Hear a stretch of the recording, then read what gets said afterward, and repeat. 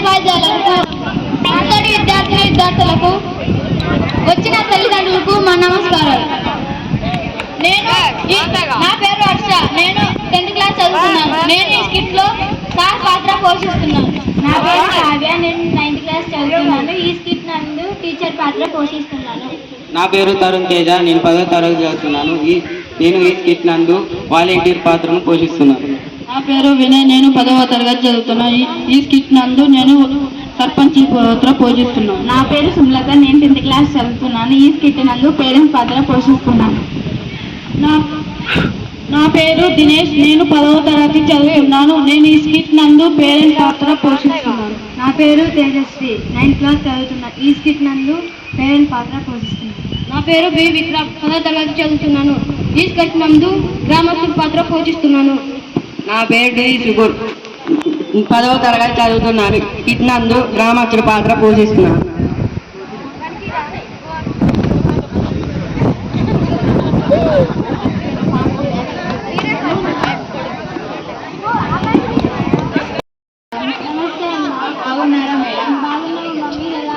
బాగున్నా మేడం.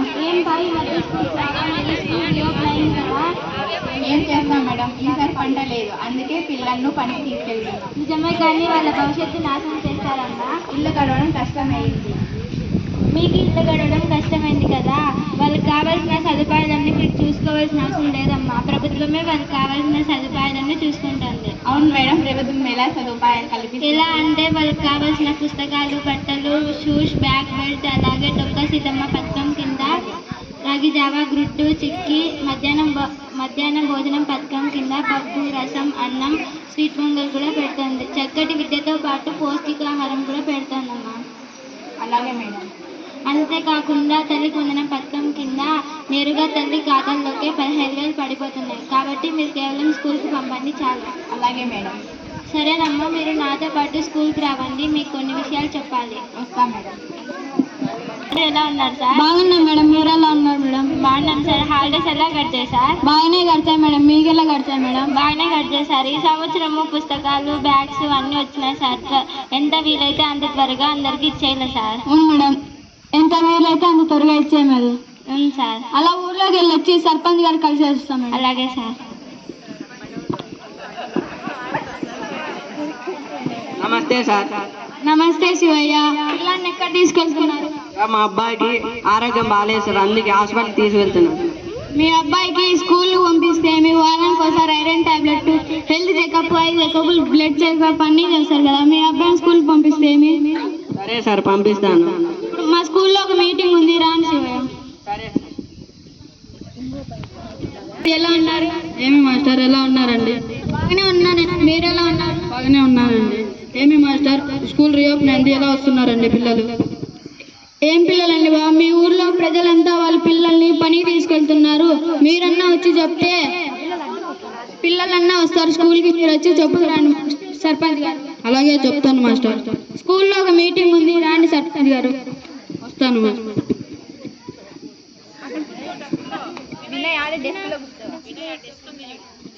నమస్తే మాస్టర్ గారు, ఎలా ఉన్నారు? నమస్తే సురేష్ గారు, ఎలా ఉన్నారు? మీరు ఎలా ఉన్నారు? బాగున్నాం మాస్టర్ గారు, మీరు ఎలా ఉన్నారు? బాగానే ఉన్నానండి. మా స్కూల్లో ఒక మీటింగ్ ఉంది, తల్లి వందనం స్కీమ్ గురించి. మీరు కొన్ని వివరాలు చెప్తే వాళ్ళ స్కూల్ కన్నా పంపిస్తారు, వచ్చి చెబుతురండి వాలంటీర్ గారు. మంచిది మాస్టర్ గారు. పథకాలు అవగాహన లేక పిల్లలను పెడదారిన పెడుతున్నారు. ఇది తెలుసుకొని పిల్లలను బడికి పంపండి.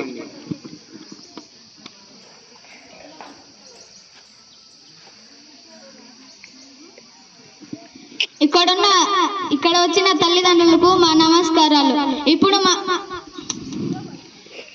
మీరు మీ పిల్లల్ని స్కూల్ పంపిస్తే వారానికి ఒకసారి iron tablet, health checkup, eye checkup, blood checkup అన్నీ చేస్తారు. మీరు ఇప్పుడు స్కూల్కి పంపిస్తే మీకు 15,000 పడతాయి. మీరు స్కూల్కి పంపించండి.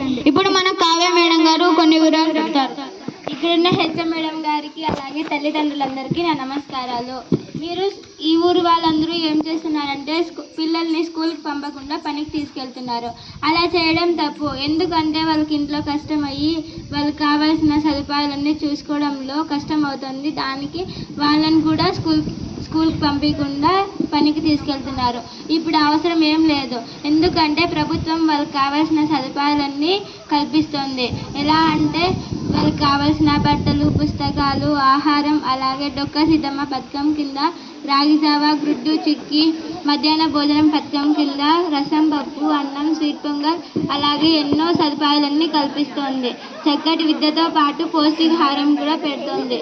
అలాగే తల్లికి వందనం డబ్బులు కూడా పడుతున్నాయి. కాబట్టి మీరు దయచేసి పిల్లల్ని స్కూల్కి పంపండి. ఇప్పుడు మన వాలంటీర్ సురేష్ గారు మాట్లాడతారు. తల్లికి వందనం స్కీమ్ గురించి కొన్ని వివరాలు చెప్తారు. ఇక్కడ వచ్చిన తల్లిదండ్రులకు నా నమస్కారాలు. మీరు మీ పిల్లలను పాఠశాలకు పంపితే విద్యా వైద్యం సదుపాయాలతో పాటు తల్లికి వందనం ప్రభుత్వం 15,000 ఇస్తుంది. ఈ తల్లికి వందనం మీ పిల్లల పై చదువుకు ఉపయోగపడుతుంది. ఈ తల్లికి వందనం మీరు ఎలా పొందవచ్చు అంటే మీ ఆధార్ కార్డ్, బ్యాంక్ లింక్ ద్వారా పొందవచ్చు. ఎవరికైనా పడని సందేహం వస్తే మా వద్దకు వస్తే మీకు అన్ని సదుపాయాలు ఏర్పాటు చేస్తాం.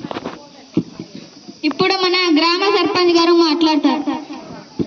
ఇక్కడున్న తల్లిదండ్రులకు నా నమస్కారం. అవునా, అలా చేయడం పద్ధతి కాదు కదా. ప్రభుత్వం బట్టలు, భోజనం, పుస్తకాలు, తల్లికి వందనం పథకం కింద ఎన్ని మనకి సదుపాయాలతో అండగా ఉంది. కాబట్టి మన పిల్లలను బడికి పంపించి బాగా చదివించి మన గ్రామానికి మంచి పేరు తీసుకొస్తారండి. సోమయ్య, ఇక్కడ వచ్చి తల్లి వందనం సద్వినియోగం వలన ఎటువంటి ఉపయోగం ఉందో తెలియజేయి. నమస్తే సార్. నమస్తే సర్పంచ్ గారు. ఇక్కడ వచ్చిన గ్రామస్తులకు అందరికీ తెలియజేయడం ఏమిటంటే తల్లికి వందనం పథకం ద్వారా వచ్చిన డబ్బులను నేను పోగు చేసుకొని నా కొడుకుని పెద్ద కాలేజీలో చదివిస్తున్నాను. అలాగే మీ పిల్లలను కూడా తల్లికి వందనం పథకం కింద వచ్చిన డబ్బులతో పోగు చేసి మీ పిల్లలను కూడా పెద్ద కాలేజీలో చదివించండి.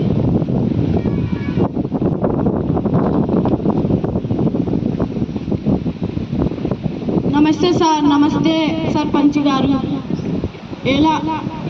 నమస్తే సార్. నమస్తే ఉదయ. ఎన్ని విషయాలు తెలుసుకున్నా సార్, ఓలమ్మ బడికి పంపితే బడే మన బిడ్డల్ని చూసుకుంటుందంట. నేను పిల్లల్ని పంపి అందరి పిల్లల్ని పంపమని చెప్తాను.